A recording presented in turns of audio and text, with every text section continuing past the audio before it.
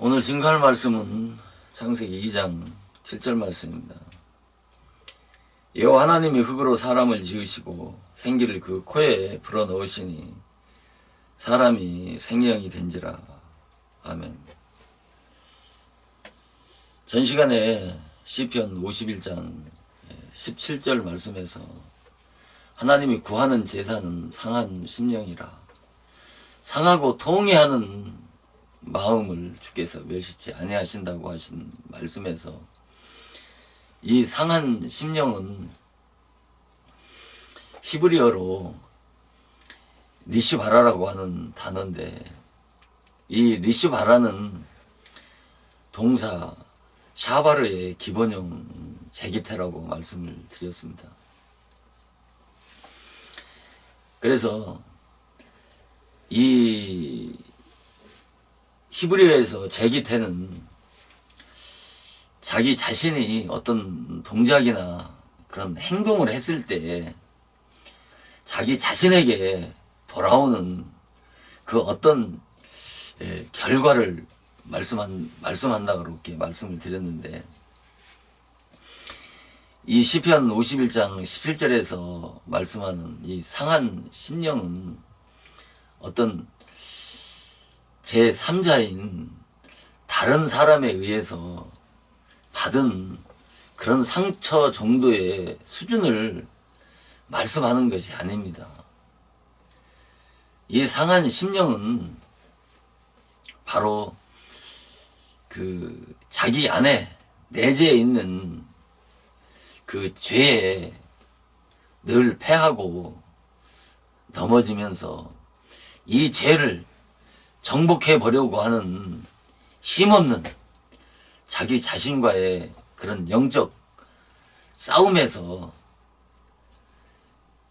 받은 그 상처로 인해서 그 자기 심령이 갈기갈기 찢기고 파괴되어진 그런 영적 상태 아래에 있는 자를 바로 상한 심령이라고 이렇게 말씀을 하는 것입니다. 그래서 히브리어에서 여기서 말하는 심령은 루하우라고 하는데, 이 루하우는 바로 율법을 통해서 개발된 그런 영이 구원을 간절히 갈망하는 그런 영적 상태에 있는 심령을 바로 누하우라고 말씀하는 겁니다. 그래서 영혼이 진리로 율법으로 개발되어서 구원받기에 합당하게 준비된 그 심령을 루하우라고 말씀하는데, 오늘 봉독해드린 이 창세기 2장 7절에서 하나님께서 흙으로 사람을 지으시고 그 코에 생기를 불어 넣었는데 생명이 되어졌다라고 이렇게 말씀하신 이 생명이 바로 기독교의 초보인 그런 율법 교훈의 젖을 먹고 그 지정의 도덕성이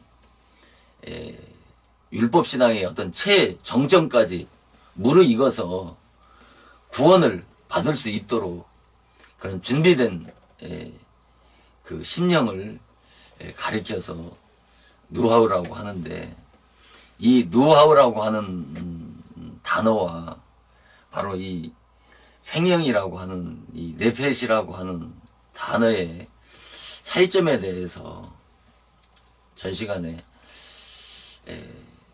다 말씀을 드리지 못했던 그런 미진한 부분들을 보충해서 오늘 이 시간 말씀을 드리려고 합니다.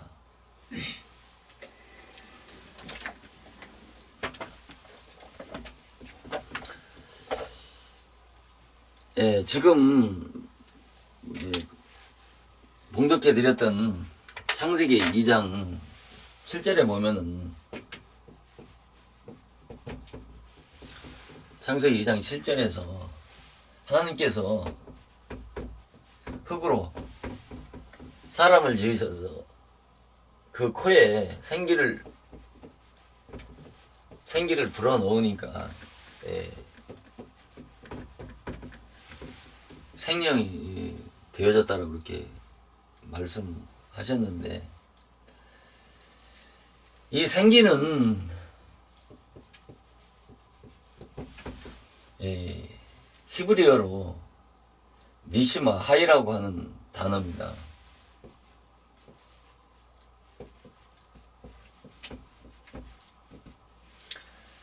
이 니시마 하이라는 단어인데, 이 니시마 하이는 바로 숨, 호흡이라고 하는 뜻을 가지고 있습니다. 그리고 이 생명은 네페시 하이라고 하는데,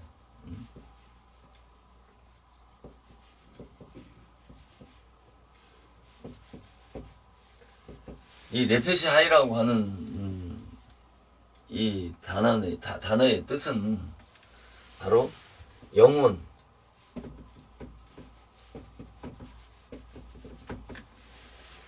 생명이라고 하는 뜻을 가지고 있습니다.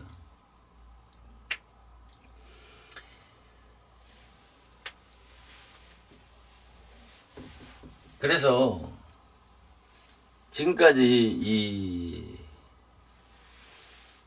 생명을 해석할 때 어떻게 해석을 했냐면,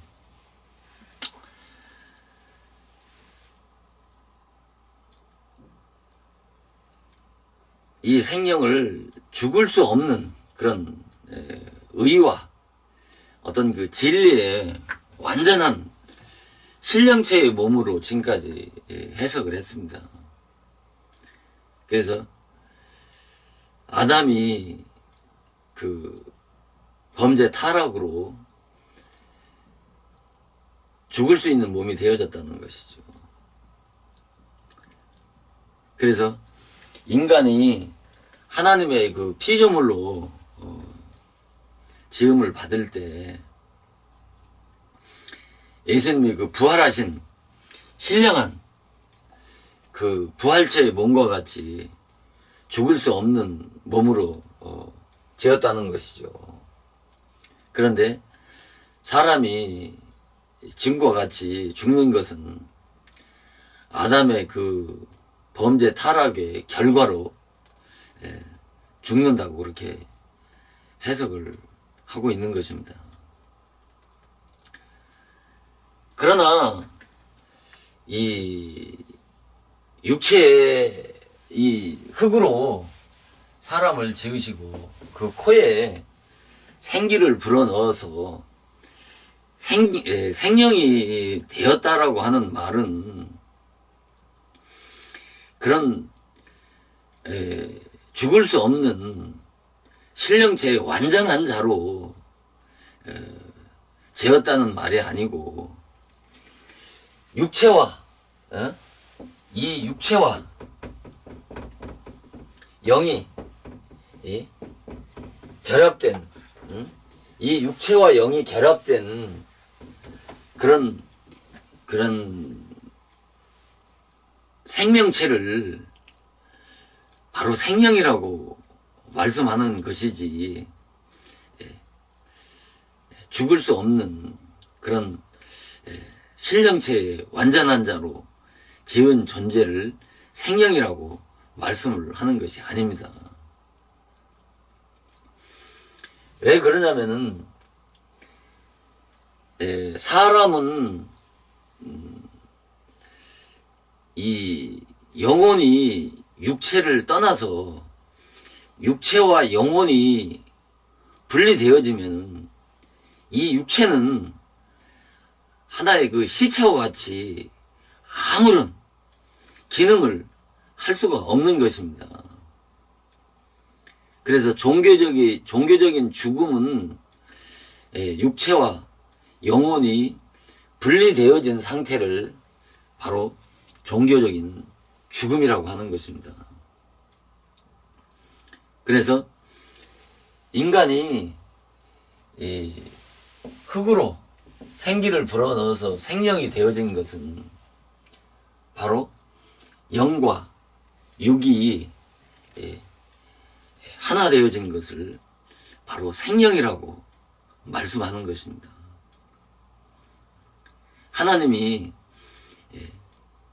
죽을 수 없는 그런 완전한 어떤 신령체의 몸으로 주님의 부활체의 몸과 같은 존재로 지었는데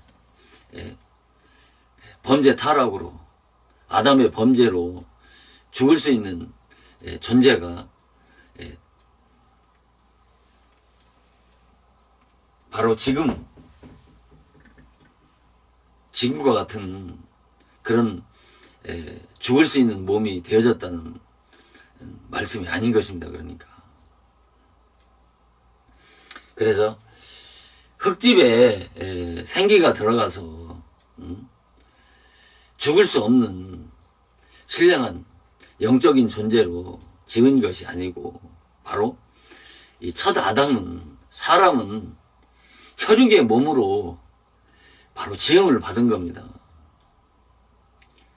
어떤 죽을 수 없는 신령체나 영상체나 부활체 같은 그런 존재로 지음받은 것을 말씀하는 게 아니라는 것이죠. 왜 그러냐면은 우리가 창세기 1장 27절, 28절에서 말씀하신 것처럼 하나님의 형상대로 사람을 지으시고 그들에게 복을 주셔서 생육하고 번성하라고 그렇게 말씀하셨지 않습니까?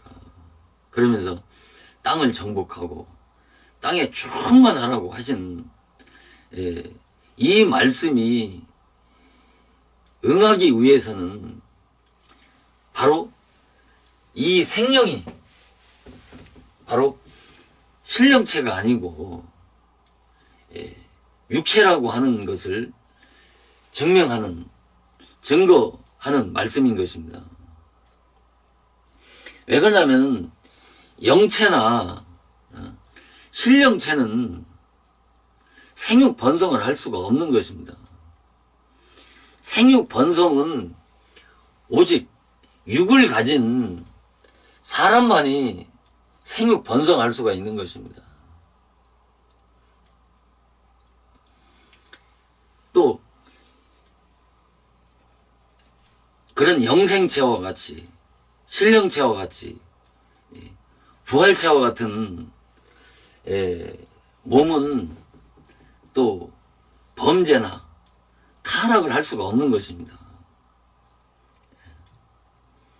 육을 가진 인간만이 죽을 수 있고 범죄할 수 있고 타락할 수 있는 존재인 것입니다.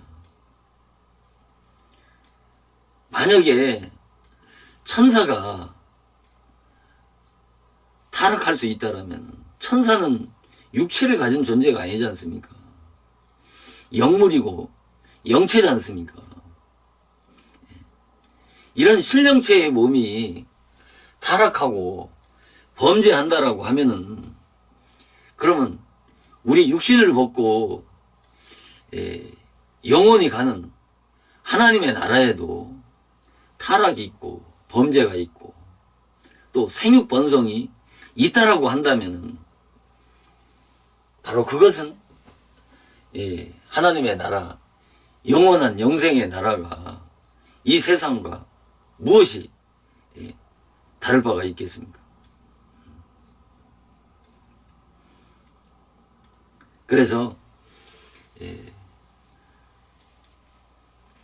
타락과 죽음과 또 범죄 이런 생육 번성은 육을 입은 존재가 이 육신 세상에서 살 동안에 필요한 하나님이 주신 축복인 것입니다.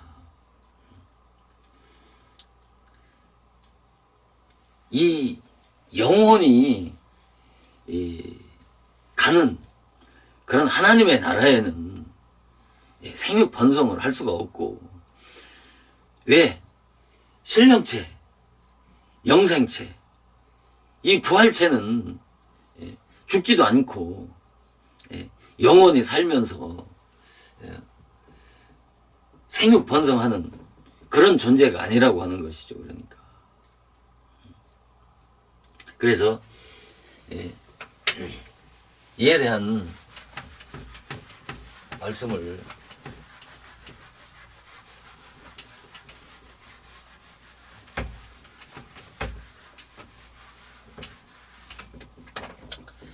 우리가 고린도전서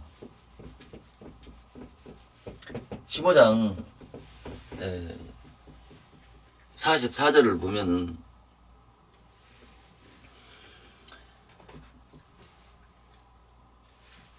육의 몸으로 신고 육의 몸으로 신고 신령한 몸으로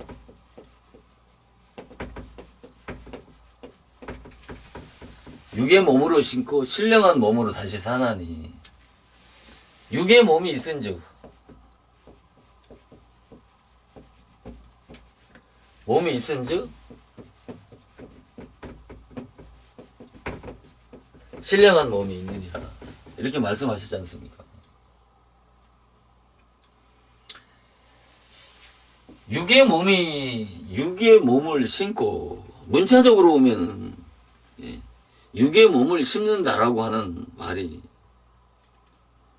잘 이해가 되지 않은 그런 단어지 않습니까? 육의 몸을 어떻게 심는다는 말입니까? 이 육의 몸을 심는다는 말은 바로 인간은 첫 아담의 자손으로 태어나는 자는 바로 육신의 몸으로 태어난다는 거예요. 육의 몸으로 태어난다는 거죠.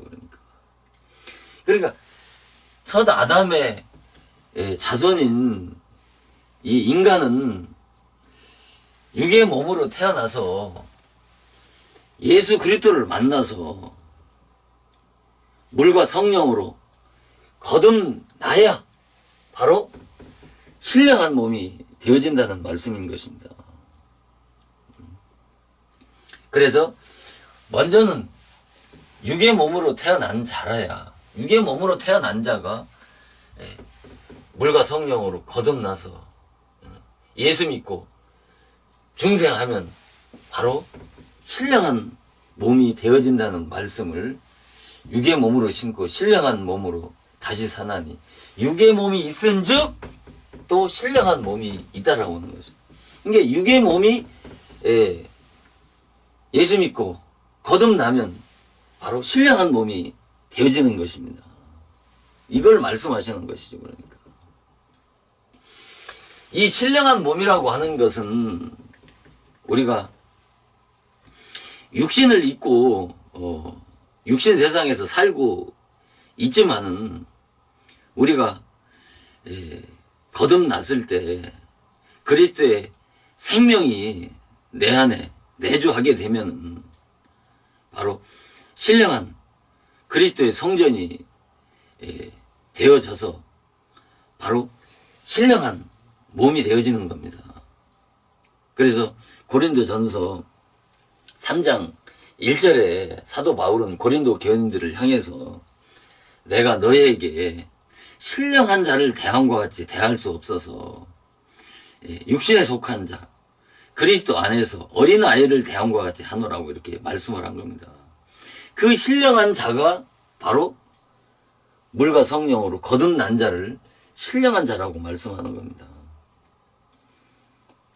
그래서 요한복음 3장 6절에서 육으로 난 것은 육이요 성령으로 난 것은 영이라고 말씀하시지 않습니까? 그 영이 바로 신령한 몸을 말씀하는 겁니다. 그것을 신령한 자요 그리스도인이라고 이렇게 말씀하는 것이죠. 그러니까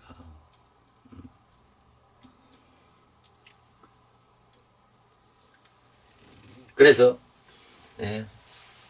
이 고린도전서 15장 44절에 육의 몸으로 신고, 먼저는 육의 몸으로 태어나서 거듭나면 바로 신령한 몸이 되어지는 것입니다.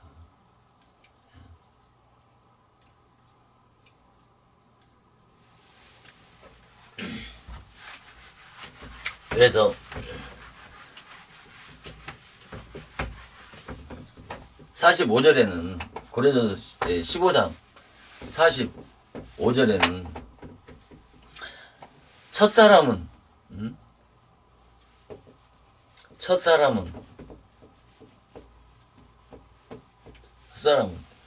사한영이 되었다 한것 같이 마지막 아담은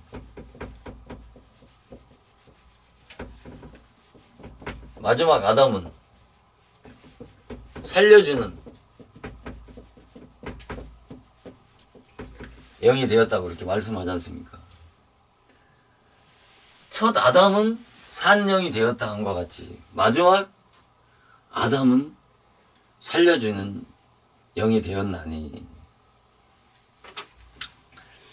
여기서 산영을 다른 번역에서는 이것을 생명으로도 번역을 했습니다. 생명으로도 번역을 했어요. 그러니까 첫사람은 산영이, 첫사람은 생명이 되었다 한것 같이 마지막 아담은 살려주는 영이 되었다는 것이죠. 이 산영이 헬라어로 푸시케입니다. 이 푸시케는 바로 푸시코라고 하는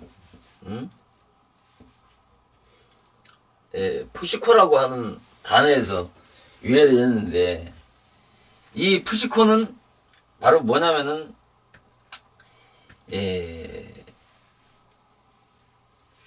생명, 영혼, 이런 뜻입니다. 목숨이라든가 생명, 영혼, 목숨이라든가 이 푸시코는 바로 바람이 불다, 숨쉬다, 이런 뜻입니다. 그러니까 아까 생명도 뜻이 뭐예요? 생명, 영혼이라는 뜻이라고 말씀을 드렸지 않습니까? 그러니까 이 첫 아담을 이 마지막 아담과 같이 죽을 수 없는 이런 살려주는 영, 그러니까 본체 영과 같이 이것은 창조주, 살려주는 영은 창조주 자신의 영을 말씀하는 겁니다. 창조주 자신의 영. 그러니까 이 영은, 여기서 산 영은 죽을 수 있는 영이란 말입니다. 이 죽을 수 있는 영이 살려주는, 창조주 자신의 본체의 영을 이 산 영이 힘입었을 때 이자가 영원히 사는 것입니다. 그러니까 인간의 영혼은 소멸되어지는 것이 아닙니다. 한번 태어나면은 그 태어난 자의 영혼이 죽는다라고 하는 것은 이 그리스도의 생명을 받지 못하면은 바로 이 산 영은 멸망한다라고 하는 것이, 지옥으로 지옥의 나락으로 떨어진다는 말을 죽는다라고 하는 것이지, 이 영이라고 하는 것은 이 영이라고 하는 것은 영원한 것입니다. 그러니까 소멸되어지는 것이 아니에요. 그래서 영원 불별이라고 그러지 않습니까? 영원 불별. 그러니까 이 산영이, 이 산영이 이 살려주는 영을 통해서 거듭났을 때 이 산영이 하나님의 나라에 들어가서 영원히 사는 것입니다. 그래서 첫사람은 산영이 되었다 한과 같이 마지막 아담은 살려주는 영이라는 것이죠. 그래서 죽을 수 있는 이 산영이 마지막 아담 예수 그리스도를 통해서 물과 성령으로 거듭나서 하나님의 나라에 들어갈 수가 있는 것입니다. 그래서 이 살려주는 영을 힘입지 못하면, 거듭나지 못하면 이 산영은 영원히 지옥의 나락에 떨어져서 멸망하는 것을 죽는다라고 말씀하는 겁니다. 영혼은 소멸되는 게 아니에요. 생명이기 때문에 그런 거예요. 영적인 생명이기 때문에. 영이라고 하는 것은 소멸되어지는 게 아니란 말입니다.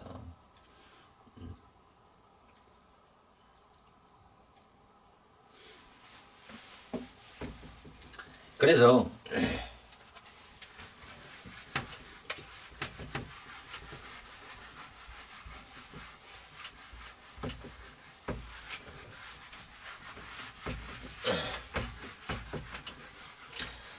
그래서 46절에 15장 고린도전서 15장 46절에 먼저는 신령한 자가 아니요 육 있는 자라고 그렇게 말씀하잖아요. 그러면서 그 다음에 신령한 자라고 그렇게 말씀을 하잖아요. 고린도서 15장 46절에 먼저는 신령한 자가 아니고 육 있는 자란 말입니다. 육 있는 자가, 육으로 태어난 자가 그리스도로 말미암아 거듭나면 그 다음에 신령한 자가 돼서 하나님의 나라에 들어간다고 말씀하시는 겁니다. 그러니까 범죄 타락해서 죽을 수 있는 몸이 된 게 아니고 죽을 수 있는 몸으로 하나님이 지으신 거라니까요. 모든 만물이 그렇지 않습니까? 껍데기가 있으면 알맹이가 있지 않습니까? 껍데기가 언제까지만 중요한 겁니까? 그 알맹이가 맺혀서 연글어서 농부가 그 알곡을 얻을 때까지만 그 껍데기는 중요한 것처럼 모든 만물의 이치가 그렇지 않습니까? 인간의 육체라고 하는 것은 영혼의 그릇인 것입니다. 그러니까 이 말은 내가 육신이 살 동안 내 영혼이 이 육체 안에서 내 육신이 살 동안 내 영혼을 만드는 겁니다. 내 영혼을 어떻게 만들었느냐에 따라서 내가 육체를 벗었을 때 가는 곳이 각기 다른 것입니다. 지옥으로 가느냐 아니면 천국으로 가느냐 두 갈래로 나누어지는 것입니다. 그래서 내가 육신이 살 동안 내 이 육신 안에 담겨진 이 영혼이 육신을 벗으면 영계에 가서 내 영혼이 영원히 사는 것입니다.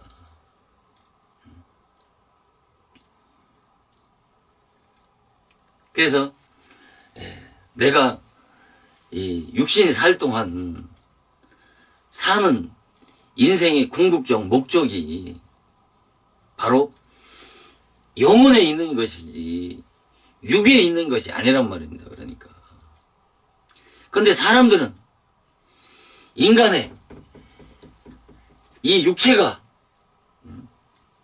어떤 인생의 본질이고 전부라고 생각을 하고 이 육신 하나만을 위해서 살다가 죽지 않습니까?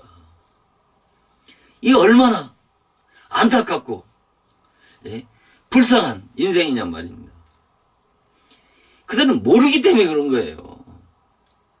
이 영혼의 실존을 깨닫지 못하기 때문에 그런 겁니다.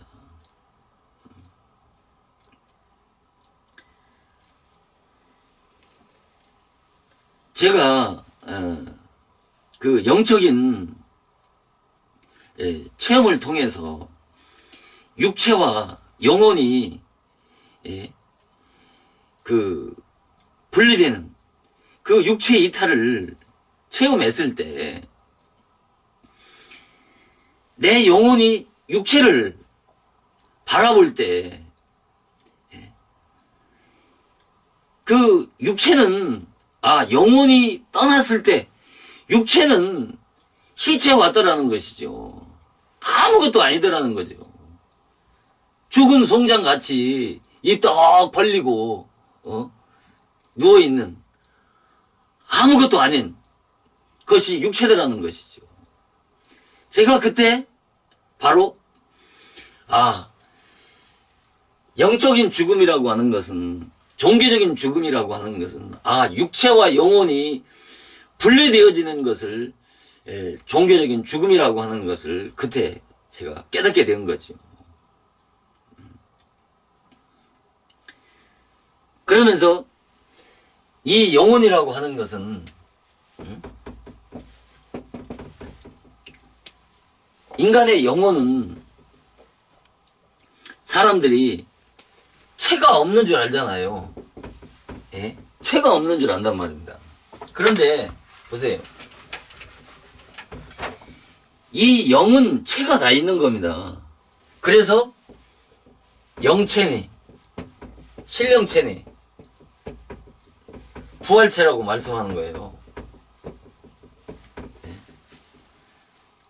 영체가 뭐고 신령체가 뭐예요? 부활체. 이건 육체를 영체니, 신령체니, 부활체라고 말씀하시지 않지 않습니까? 사지가 멀쩡한 사람 보고 육체라고 그러지 않습니까? 그러나 사지가 어디 한 군데 망가지면 그것을 장애자라고 그러지 않습니까? 체가 있는 거예요. 영체도, 영혼은 체가 있는 겁니다.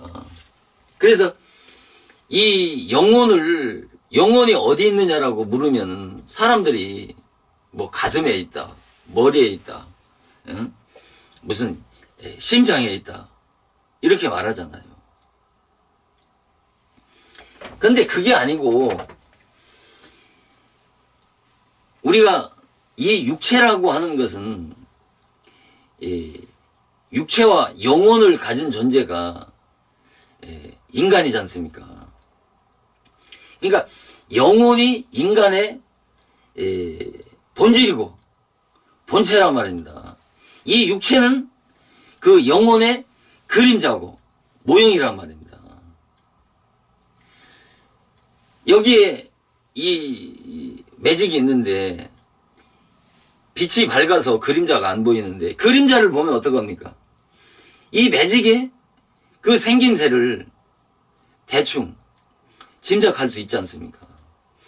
그러니까 우리 육체를 통해서 영혼의 그 본질, 예?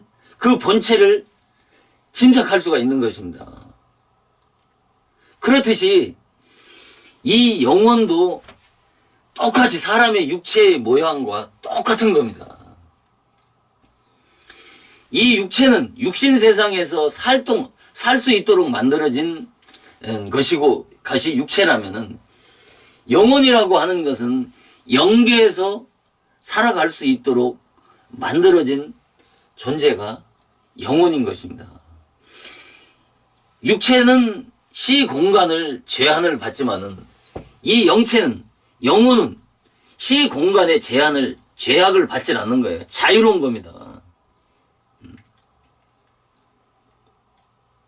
그러니까 영혼도 똑같이 사람의 몸과 똑같은 거예요. 똑같은 그런 모양이라니까요. 발 달리고, 예? 몸 있고, 머리가 있고, 얼굴이 있고, 똑같아. 다른 게 뭐예요? 육체고, 이 영혼은 신령체라고 하는 것이 다른 겁니다. 제가 산에 있을 때 체험이 뭐냐면은 사람의 그 영혼을 봤어요. 그 사람의 영혼이 사람이 자다가 일어나는 것처럼 그 육체 안에서 또 다른 사람이 하나가 밖으로 나가더라고요. 그 육체 안에서 우리가 자다가 누워서 있는 상태에서 자다가 일어나는 것처럼, 예? 그와 같이 또 한 사람이 밖으로 나가더라는 거죠. 근데 그때 봤을 때 그 영혼의 모습이 사람의 모양과 똑같아요. 똑같더라는 거라요. 똑같은데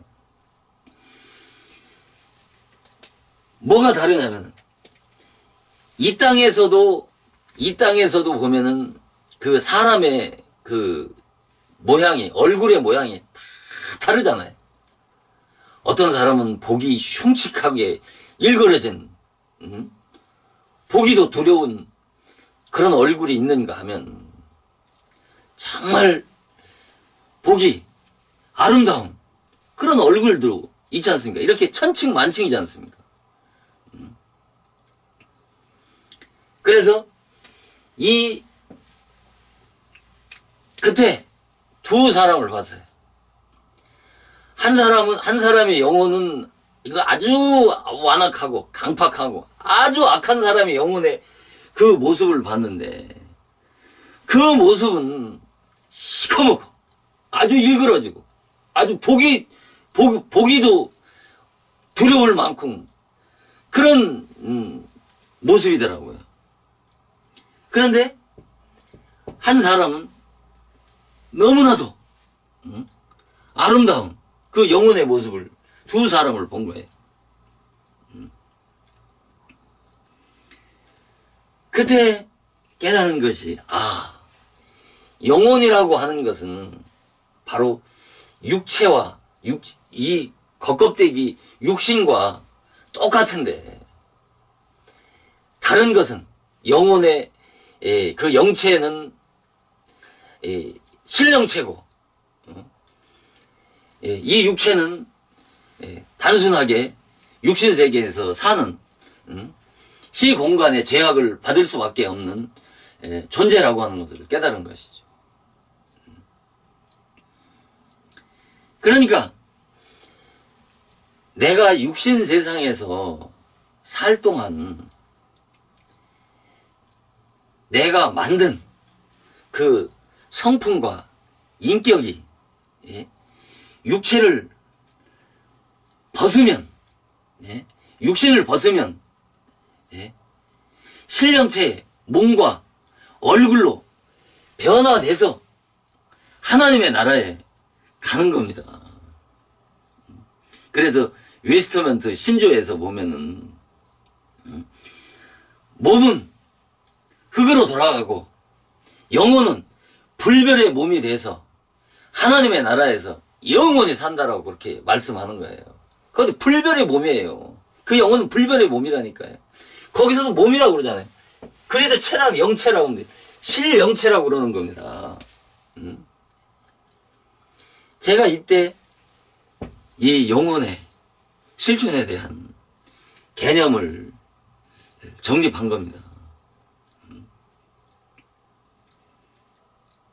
그냥 영혼의 모습이 무슨 채도 없이 그냥 떠돌아다니는 무슨 추상적인 그런 존재가 아니라니까요. 반드시 체가 있는 거예요. 체인데 신령체와 육체와 하늘과 땅이죠. 그러니까. 그래서 내가 육신에 살 동안에 내 영혼을 무엇으로 어떻게 만드느냐 말이에요. 내가 육신 세상에 예수를 믿지 않더라도 이 육신 세상에서 윤리 도덕적으로라도 정직하고 바르게 의롭게 사는 사람의 영혼은 차이가 있는 겁니다. 그래서 영국의 이 심령학자인 마이어너즈가 뭐라고 했느냐면 영계라고 하는 것은 무수한 계층으로 세분화된 사회라는 거죠. 이 말은 곧 같은 계통의 영혼들끼리 하나의 집합을 이룬다는 것이죠. 그러니까 모인다는 것이죠. 그러니까 같은 생각, 같은 그 정신을 가진 사람들끼리 모여서 하나의 사회를 이룬다라고 하는 이 마이너즈의 그 말은 아주 의미가 있는 겁니다.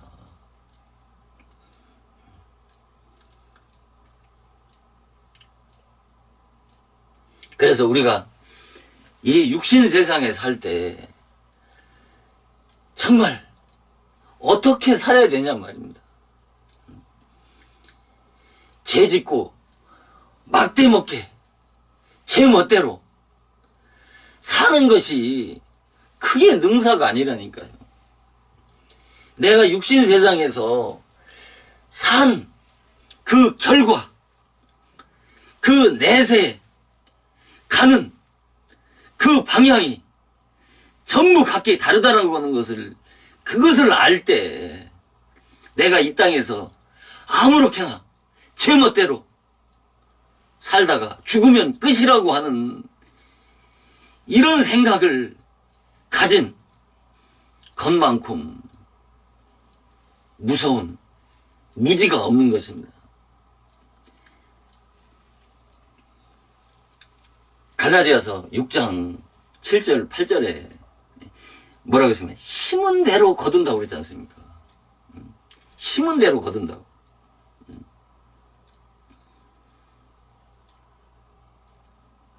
이 심는 대로 거둔다는 말에 그 의미는 너무나도 깊은 겁니다. 육체를 위해 심는 자는 육체를 따라 썩어질 것을 거두고, 성령을 따라 심는 자는 성령에 따라서 영생을 거둔다고 그렇게 말씀하시지 않습니까? 그러니까 성경 구절을 제가 정확하게 인용은 못합니다만은, 육체를 위해 심는 자는 썩어질 것을 거둔다고 그랬단 말이에요. 썩어질 것을. 성령을 따라서 거두는 자는 성령에 따라서 영생을 거둔다고 하시지 않습니까? 그래서 요한복음 6장 23절에 아니 27절에 보면은 썩어질 것을 위해서 일하지 말고 영생하도록 하는 영생하도록 하는 일을 위해서 일하라고 그러죠. 그렇게 말씀하셨지 않습니까? 이 썩어질 것이 뭡니까? 이걸 썩어질 것이라고 하는 것은 썩을 양식을 위해서 일하지 말고 영생하도록 하는 양식을 위해서 일하라고 그러지 않습니까? 썩을 양식이 뭐예요? 우리가 먹는 이런 육신의 양식을 말씀하는 것이 아니고 바로 복음의 반대는, 복음의 진리의 반대는 뭡니까? 진리의 반대는 율법의 진리예요. 율법의 진리를 심는 자, 율법의 진리로만 심는 자는 예? 썩어질 것을 거둔다니까요. 썩어질 것을 거둔다는 말은 멸망한다는 거예요. 지옥의 나락에 떨어진다는 말이죠. 그러니까.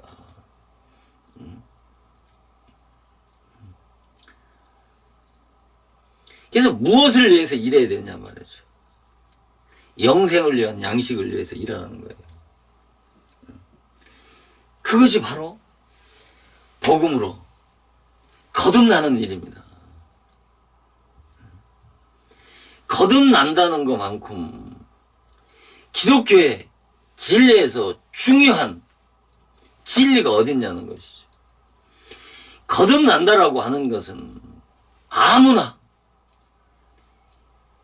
죄 짓다가 교회에 나오면 단번에 거듭나서 하나님의 자녀가 되는 것이 아니고 하나님 하자도 모르는 그런 인간이 이 마음 심중에 악독이 가득한 그런 더러운 심령 속에 어떻게 그리스도의 거룩한 성령이 생명이 들어와서 그 안에 거할 수가 있습니까?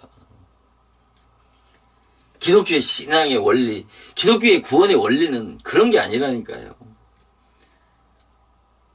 이 세상의 모든 원리가 기초가 없이 완성이라고 하는 것은 존재할 수가 없는 것입니다.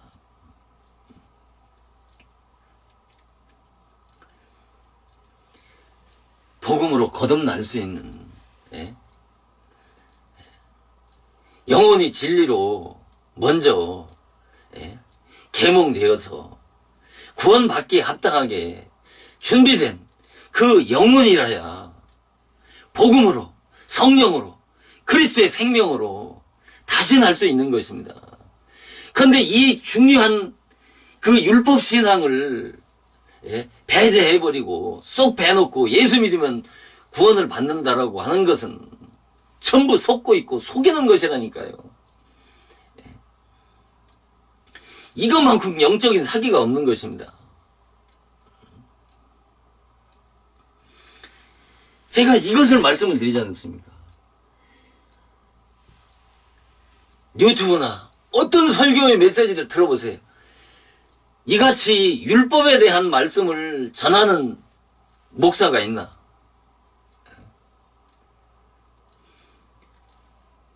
단 한마디 회개하라는 소리도 없지 않습니까? 오늘의 기독교 안에서는. 기독교에 회개와 참회가 없는 기독교의 구원은 있을 수가 없는 것입니다. 그래서 기독교의 신앙의 원리가 바로 먼저 율법의 죽음 없이는 율법의 죽음이라고 하는 것은 율법을 통해서 죄를 깨닫고 회개해서 자기가 구원이 필요한 비참한 죄인이라고 하는 것을 깨달아야 깨달은 자에게 믿음으로 거듭나는 중생이 있는 것입니다. 중생이 없으면 또 구원이 없는 것입니다.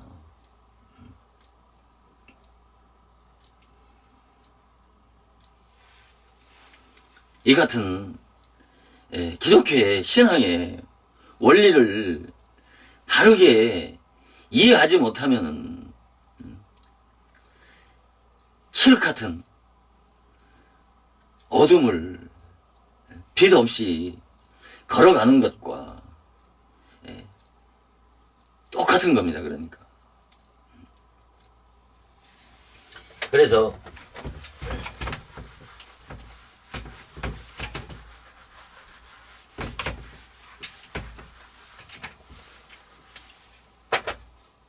사실 7절에는 고린도전서 15장 47절에는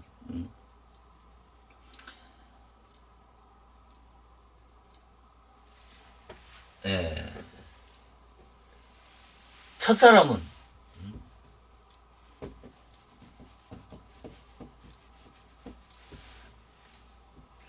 땅에서 났으니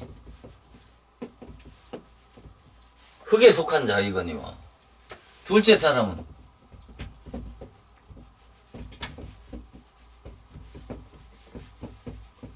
하늘에서 났다고 그랬지 않습니까? 첫사람은 땅에서 났으니 흙에 속한 자예요. 첫 아담이 범죄 타락해서 땅에 속한 흙에 속한 자가 된 것이 돼가지고 인간이 죽는 게 아니고 히브리서 4장 27절에 사람은 죽는 것은 정한 이치라 있다고 그랬잖아요. 정하신 것이라고 그랬잖아요. 그 다음에 심판했다고 그랬잖아요.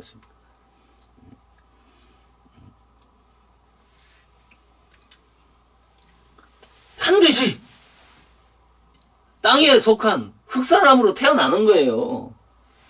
첫 아담의 자손들은 다 똑같이 첫 아담이 선악과를 먹든 안 먹든 반드시 죽는 것입니다. 죽어야 된다니까요. 육신이 죽지 않으면 내 영혼이 하나님의 나라에 들어갈 수 없다니까요. 밤 알이 밤 껍데기와 함께 같이 자라지 않습니까? 그래서 밤 알이 딱 맺히면 껍데기는 없어지는 거잖아요. 밤 껍데기가 밤 알이 토실토실하게 연글 때까지만 탐스럽게 연글 때까지만 필요한 것입니다. 그래서 인간에게 70년, 80년이라고 하는 유효 기간을 인생들에게 주신 것입니다.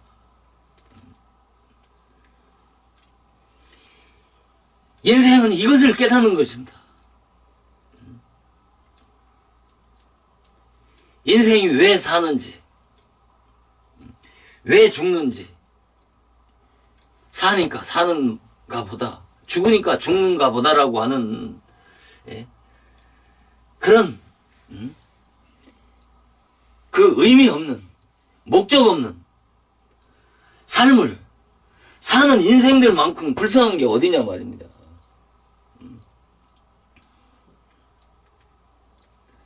인생에 사는 목적이 이 땅에서 70년, 80년 사는 유한한 이 현세 인생의 가치가 전부라고 한다면 그것보다 더 허무한 게 어디 있겠어요.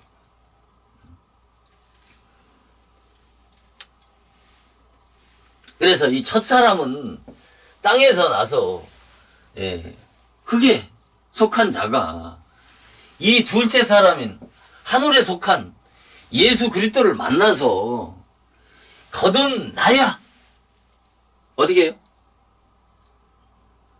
하나님의 나라에 들어가는 겁니다. 그러니까 이 예수 그리스도를 만난다는 것만큼 이 땅에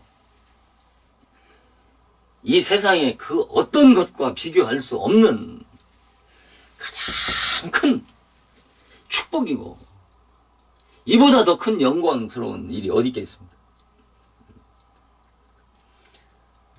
이 땅을 지은 목적이고 이 땅에 태어난 모든 인생의 궁극적 목적이 예수를 만나는 것입니다. 아무리 이 세상에서 성공했다고 자랑한다 할지라도 예수를 만나지 못하면 그것은 바람 앞에 안개와 같은 것입니다. 아무것도 아닌 것입니다. 그러니까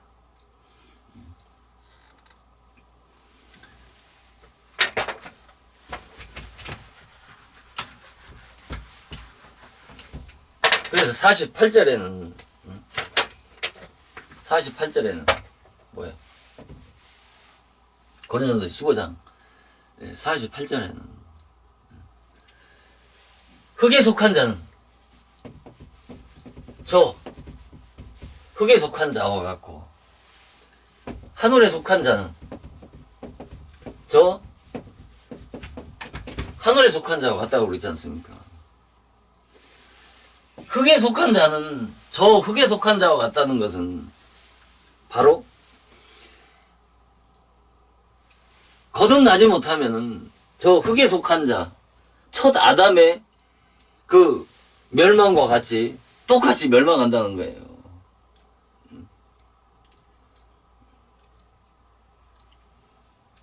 하늘에 속한 자는 물과 성령으로 이 흙에 속한 자가 예수 만나서 거듭나서 하나님의 자녀가 되면 저 하늘에 속한 자 예수 그리스도와 같은 영광스러운 축복을 받아 누린다라고 이렇게 말씀하는 거 아니겠습니까? 저 흙에 속한 자와 같이 흙에 속한 자가 저 흙에 속한 자와 같이 되는 게 아니고 하늘에 속한 자가 저 하늘에 속한 자가 되어야 하는 것입니다. 그러니까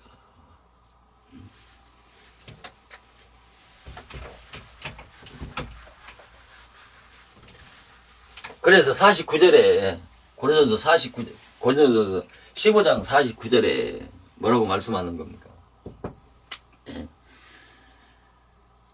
흙에 속한 자의 형상을 입은 것과 같이 하늘에 속한 형상을 입는다고 그렇게 말씀하시지 않습니까? 우리는 먼저 어떻게 첫 아담의 영혼이 멸망받을 수 있는 그 피조물의 형상으로 태어난 자가 예수 그리스도로 거듭나서 하늘에 속한 형상으로 다시 입는 거예요. 그러니까 이것이 하나님의 창조의 원리라니까요. 범죄 타락해서 죽을 수 있는 존재로 변질되어져서 그런 것이 아니고 이렇게 지었다니까요. 땅에 속한 혈육의 몸으로 지은 거예요. 죽을 수 있는 범죄하고 타락할 수 있는 존재로 지은 거예요. 거기 안에 인간에게 자유의지를 주신 겁니다. 그래서 자유의지를 가지고 선을 택하면 하나님의 자녀가 되는 것이고 악을 택하면 저주의 자식이 되는 겁니다.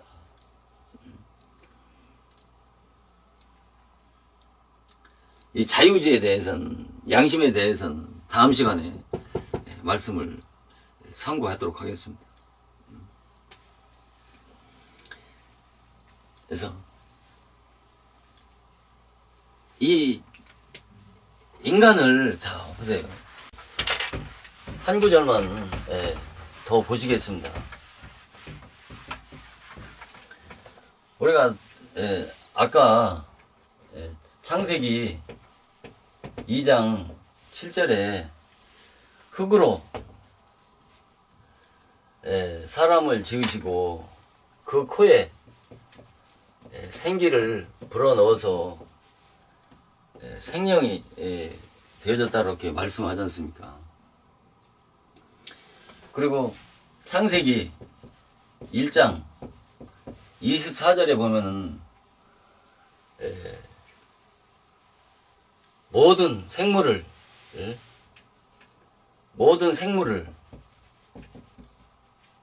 종류대로 내라고 그렇게 말씀했는데 육축과 기는 것과 땅의 짐승을 종류대로 내라고 했을 때 이 땅에 생물을 종류대로 내라고 한 이 생물이나 이 생명이 똑같이 뭐야? 이게 뇌펫이에요. 뇌펫이. 그러면 사람이나 생물을 그러면 동일하게 동일한 조건 하에 인간의 생물을 창조한 겁니까?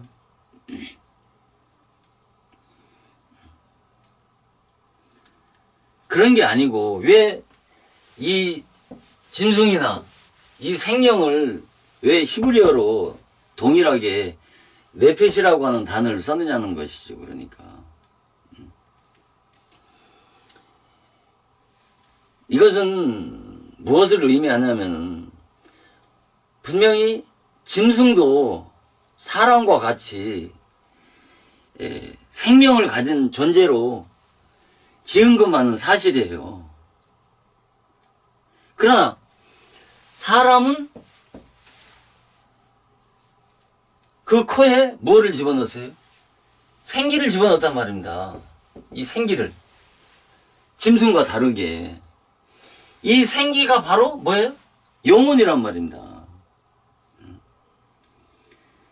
그러니까 사람은 짐승과 같이 육체만 가진 존재로 지은 것이 아니라 바로 생기인 영혼을 가진 신령한 영적 존재로 지음을 받았기 때문에 인간을 고등동물이라 만물의 영장이라고 그렇게 말하는 거 아니겠습니까? 만약에 이 생기가 영혼이 아니라고 한다고 그러면 이 생물에게도 생기를 불어넣어야 되죠. 그러니까 사람에게만 생기를 불어넣은 겁니다.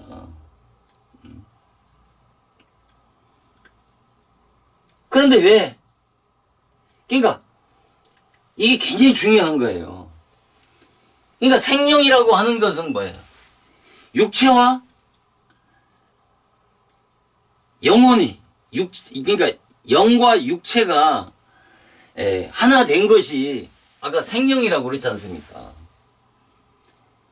그러니까 사람은 육체와 그러니까 이 영혼이 없으면 인간은 죽은 시체와 같다고 말씀드린 것처럼 인간은 이 영혼과 육체가 분리되면은 이 육체의 생명은 아무런 기능을 발휘하지 못하는 하나의 시체와 같은 겁니다. 그러니까.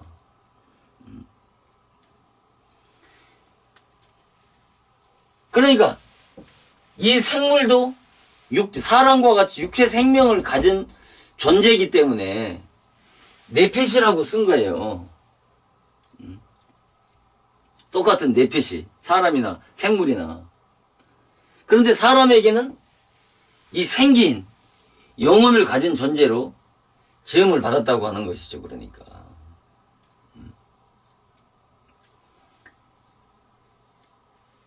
왜 짐승이나 사람에게 동일한 이 뇌펫이라고 하는 단어를 썼느냐면은 인간이 예수를 만나서 거듭나지 못하면 이 짐승과 다를 바 없다는 것이죠. 그러니까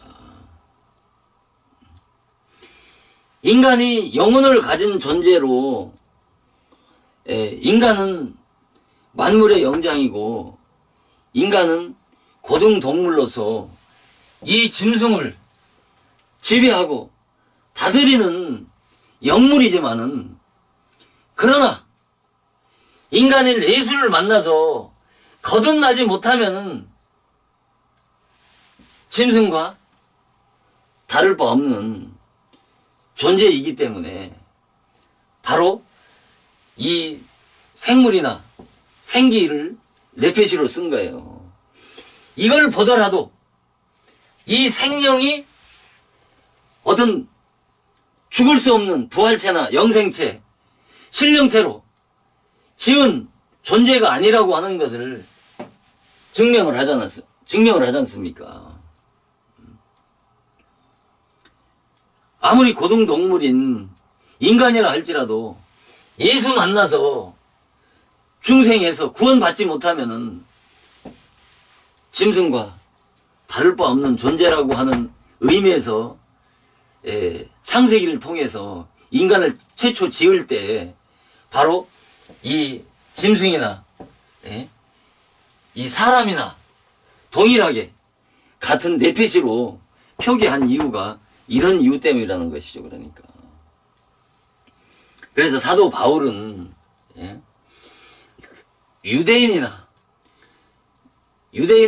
자기들이 선민이라고 엄청난 그런 영적인 자부심을 가지고 영적인 우월감을 가지고 있지만은 유대인이나 이방인이나 거듭나지 못하면 자연으로 태어난 육신에 속한 자라는 것이죠. 이것이 로마서 1장 1절부터 로마서 3장 20절까지 하신 말씀이에요. 로마서 1장에서 의인은 하나도 없다라고 그러잖아요. 짐승이나 생명이나 동일하게 네페시라고 말씀하는 것처럼 유대인이 종교를 가지고 있지만 이방인이 종교도 없고 율법도 없고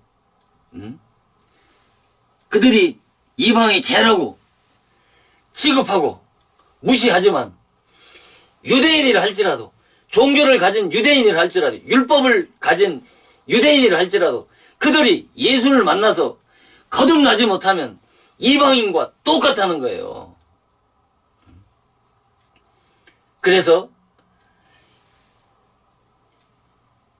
종교를 가진 그 유대인이나 종교를 갖지 않는 이방인이나 다른 것은 뭐냐? 종교를 가졌다고 하는 것과 종교를 갖지 않았다고 하는 것과 종교적인 체험을 했다는 것과 종교적인 체험을 하지 안 했다고 하는 것 차이뿐이지 거듭나지 않으면 예수를 만나서 그리스도의 생명으로 다시 나지 않으면 똑같다는 거예요. 그러니까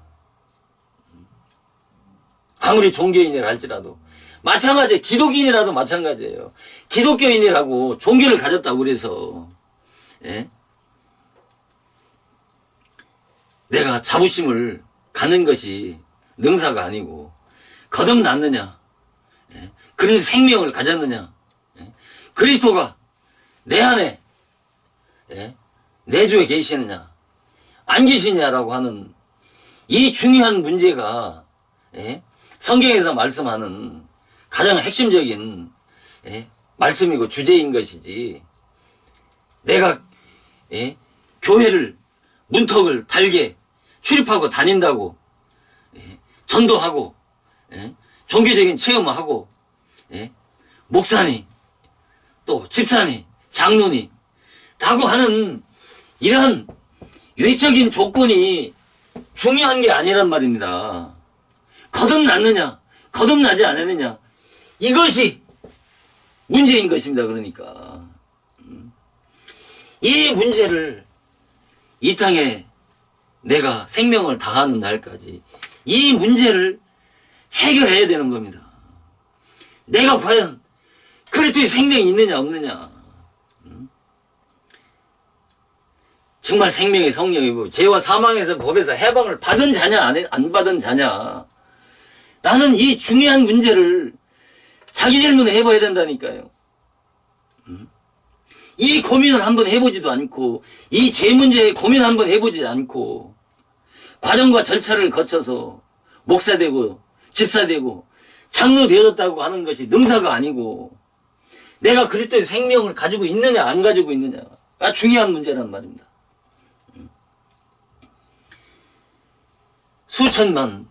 수만 명을 교회로 끌어안치는 것이 문제가 아니고, 그럴 때 생명을 낳느냐 안 낳느냐가 문제라니까요. 수십만 명을 교회 안에 끌어들이면 뭐하냐 말입니다. 생명을 낳지 못한다면 그 책임은 다 누구에게 있는 거예요? 지도자에게 있는 겁니다. 그러니까.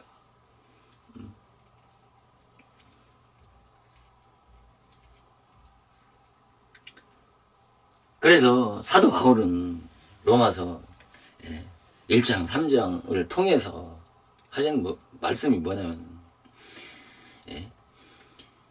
유대인이나 또 이방인이나 기독교인이라 할지라도 변화받지 못하면, 거듭나지 못하면 그들을 한 부리에 묶어서 전부 다 뭐예요? 죄에 팔렸다고 하는 겁니다. 죄에 팔렸다는 것은 뭐예요? 전부 의문에, 종교 아래 다 갇혀 있다라고 하는 거예요. 그래서 중요한 것은 뭐냐면, 기독교 안에는 의식이라고 하는 것이 얼마나 많습니까? 그 기독교의 의식 속에는, 거기에는 진리가 감춰져 있는 것입니다. 거기에는 다 진리가 있는 것입니다. 그 진리를 깨닫지 못하고 그 의식과 형식만을 지키는 것으로 구원받은 줄 알고 생명받은 줄 착각하는 것은 다 뭐예요? 다 종교 아래 있는 겁니다. 의문의 법 아래 전부 다 갇혀 있는 겁니다. 그래서 이런 기독교의 의식이나 형식을 중요하게 여기면서 생명을 받지 못한 자들은 전부 다 뭐예요? 다 율법 아래 갇혀 있는 겁니다. 교회 나와서 세례 받았다고 구원받은 겁니까? 학습 세례 받았다고 구원받은 겁니까? 그러한 기독교의 그런 의식이나 어떤 그런 제도 아래 갇혀 있으면서 그것을 구원받은 것으로 착각하고 또 그렇게 가르치고 그렇게 배우는 것만큼 바로 기독교에 크나큰 화와 재앙이 없는 것입니다. 오늘은 여기까지 마치도록 하겠습니다.